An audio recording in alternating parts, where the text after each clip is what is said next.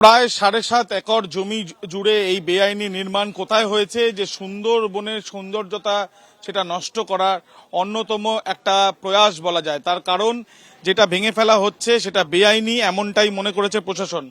এবং যে জায়গায় এই রেস্তোরাঁ বা এই ক্যাফে তৈরি হয়েছিল সেই জায়গা মাতলা নদীর চর সম্পূর্ণ এখন ভেঙে ফেলার কাজ চলছে। কিন্তু তার থেকেও বেশি বিষয় হচ্ছে যে শওকত মোল্লা বিধায়ক থাকাকালীন তার ছেলে বানিয়েছিল এই ক্যাফে, যে জায়গায় আমরা রয়েছি একটা কংক্রিট, এবং এখানে দেখা যাচ্ছে একের পর এক বিশ্ব বাংলার লোগো।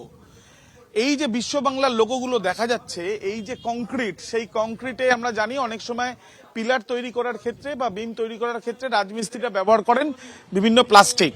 সেই ক্ষেত্রে এই যে যেগুলো ব্যবহার করা হচ্ছে সেখানে দেখা যাচ্ছে এখানে লেখাও রয়েছে যে দুর্গত মানুষের পাশে বিপর্যয় ব্যবস্থাপন দপ্তর।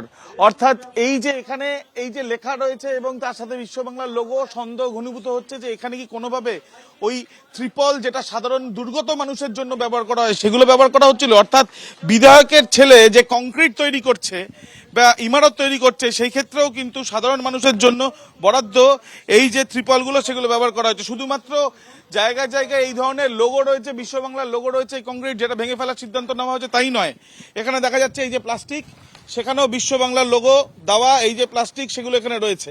অর্থাৎ বিধায়ক থাকাকালীন শওকত মোল্লার ছেলে যে ইমারত তৈরি করেছে সমস্ত কিছু ভেঙে ফেলা হয়েছে। এখন যে কংক্রিট রয়েছে সেই কংক্রিটের চারিদিকে তাকালে দেখা যাচ্ছে যে পিলার থেকে আরম্ভ করে বিম, সেখানে এইগুলো ঢালাই করার ক্ষেত্রে যে প্লাস্টিক ব্যবহার করা হয়েছে সেটাও সরকারি প্লাস্টিক।